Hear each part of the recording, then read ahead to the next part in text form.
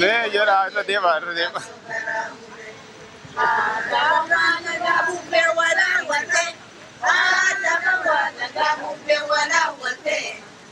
Mabajum kusada chingarangate, mabajum kusada chingarangate, mabajum kusada chingarangate. Amarantana walla lumature, amarantana walla lumature. Ya Oromo Kenya lecha uchubure, ya Oromo Kenya lecha uchubure. Ikoda devi nukapso garamure. Jigatina ke warra kobe goru, jigatina ke warra kobe goru. Oromo nana ke lecha kobalolu, Oromo nana ke lecha kobalolu, Oromo nana ke lecha kobalolu.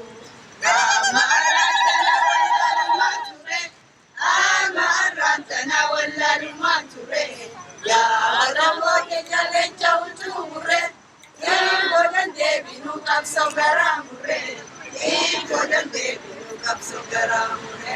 Wani goda gala hantu tafi jawe, wani goda gala hantu tafi jawe, wani nurato la zinara fika we, wani nurato la zinara fika we, wani nurato la zinara fika we.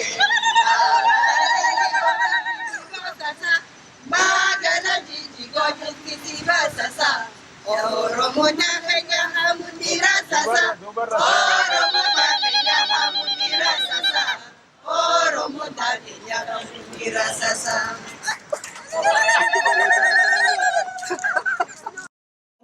Ya mal go akka qabnee matamata gaafannu waan kalee dabroodon ta'in arraba kaanii boru maal godhu qabna waan waliif akin jechuudha akin akka intala Oromoo akka dubartii Oromoo akka Oromootti guyyaa arraa kana asirraa qooda fudhachuudhaaf gammachuu guddoon dhagahama.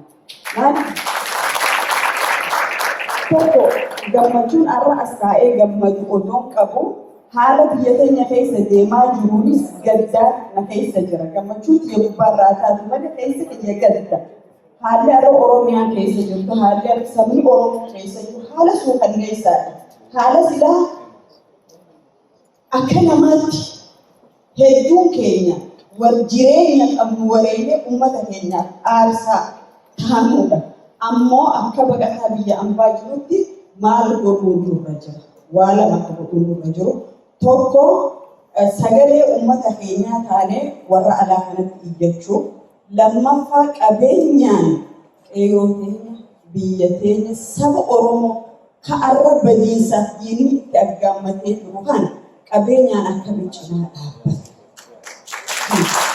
Diinni arra harkaan qabu diina gogaansaa gubbaan namaati, ka keessi bineensaati, ka ilma namaatiif naasuu hin qabne, ka dubartii ulfaa rasaasaan garaa keessa dhawu, ka dargaggeessa boruu biyya jaaru rasaasaan onnee keessa dhawu, ka ilma ama 15 rasaasaan morma keessa dhawu.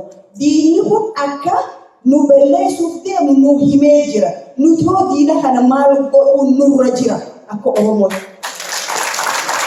Hawwan Oromoodhaan arra biyya keessaa garaan isaanii madda gaafa qabsoo sana jalqabamu hanga tokko naannoo tokko qofa.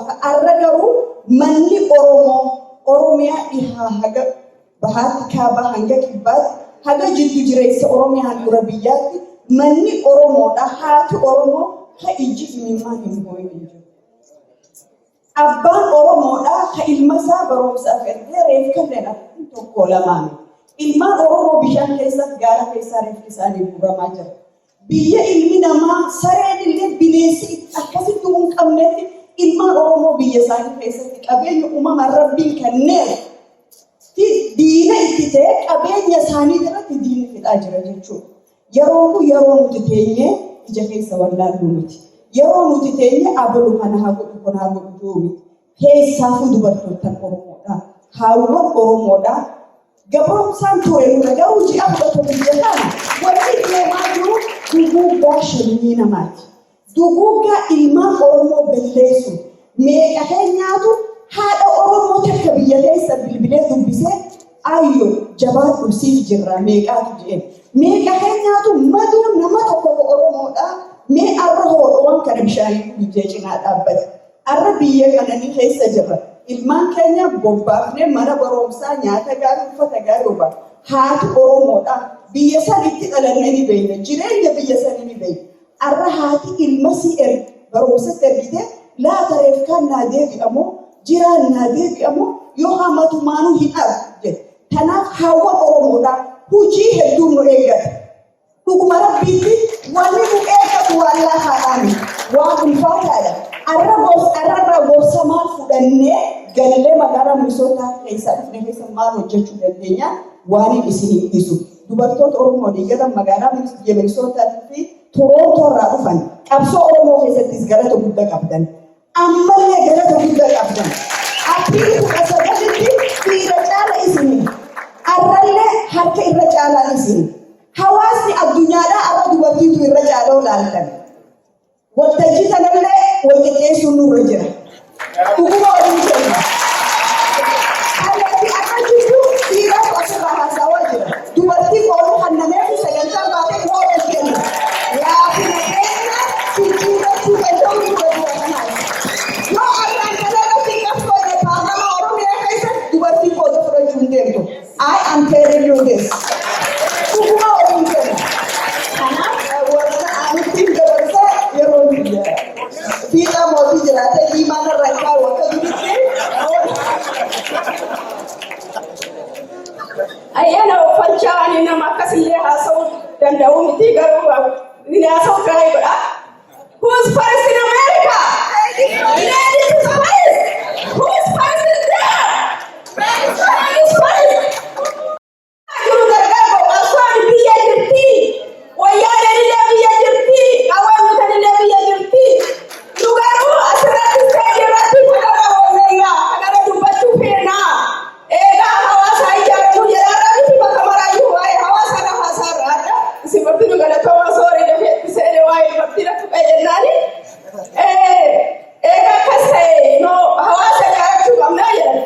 Abbaan manaa mana adda ijaaratamoo haadha manaa walii ijaarata. Ijoollee ofii walii ijaarata.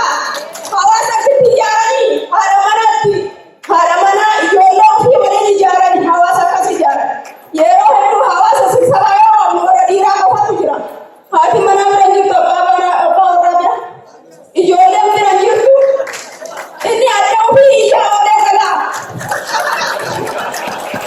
Yeroo hedduu waamichi hawaasaallee guddina hawaasaallee fiixaa wanti hin baanee fi maatiin ittiin hirmaatu. Akkuma biyyaa sanii godhaa jira ammallee yoo kaalchariin kennamee kaalcharii Oromoo tiimoork waan jedhan san taangoo qaba. Something is missing jedhe Ameerikaan. Missing kana kun yeroo hedduu waan hanqoonutti godha.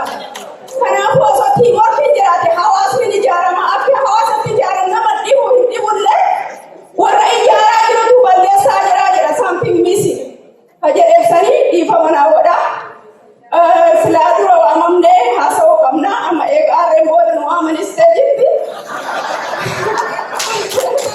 Kanaafuu sanyii bakka argina haasaarraa dhiifama naa godha jedha. Ani fakkeenya biyyaa dubbadhume. Waan simplii wayii waan mana keessaa waan dubbannu.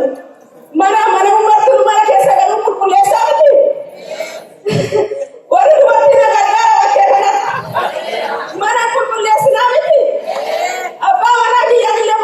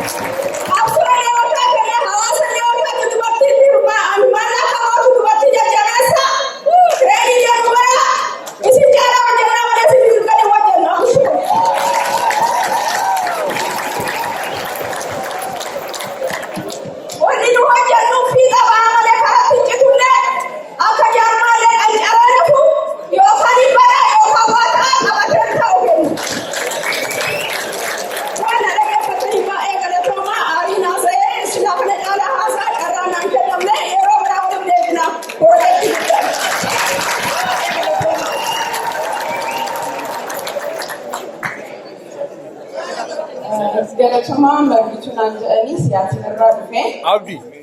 Marii tokkollee jara kanneen wajjin gaafa waamanii anillee waanuma dubartii isin taasisuu dhufe. Mee as keessa gaafiin isin gaafadhu nama mana kana keessa jiru keessaa Birhaanee taanillee abbaa kiyyalleen argaa warra kaan hin beeku haadha manaa isaanii abbaa manaa wajjin kan dhufan. Kanaafi mee takka obboleettii kan qabu haadha manaa hin qabu ijoollee durbaa hin qabne as keessa jira maaliif warri dhiira callaa as keessa bultan? Kana hirmaannaan dubartii siyaasa keessatti hawaasa keessatti qabsoo keessatti barbaachisaadha. Achitti dhaabaa ani wanni dubbachuu barbaade achirra darbee ammoo gaafa goonni tokko dhiirri waan tokko godhe akka malee balaalessinee waa'ee. Hayyee gaanjiftoota hundaa Atlanta Ryan dhufee itti gaafatamaa keenyallee dura ta'an keenyallee waan gartee waan hedduu hojjechaa ture baay'ee guutuu kanumaaf warra kana sagaleen isaan fannaafattee dullee isumaatu as dhufite fakkiin hawaafaati sagaleen isaadhaan fannaafattee waan hedduun keessaa qabu sani yeroo biraadhaa nuuf haa fidu waan hedduuf keessaa qaba. Alhamdulillah yeroo biraatti nuufaa fidu sana bootaan immoo wanni isiniin jiru barbaadu. Amma wanni isiniin jiru barbaadu mee namni hundinuu bakka jirtanii harka wal qabadhaa. Harka wal qabadhaa miti wal qabachaa oolla. Wal qabadhaa haa. Wal qabatanii haatanii miti. Yoo gartee nuti wal gallakifne irbuu uummata Oromoota biyyatti dhumutti jiran sanii nu haa qabduu jaa. Maaliif biyya tana dhufne maaliif isteeta tana dhufne Atlanta irraa hin dhufee maaliif biyya tana dhufne waan gartee senatara dura dhaabbannee lallabaa fi fannaafachaa fi turre san bakka jiru ni beektanii ni fudhattanii ammoo isinitti hime ni fudhattanii taa jettanii irbuu hin cabsinaadha harka keessan lameen harka keessan idduudha jirti ganaa nama dura dhufnee humaa hin kadhannu gadi lakkisinaadha warra ala jirullee irbuudhaan itti qabamee dhufee irbuu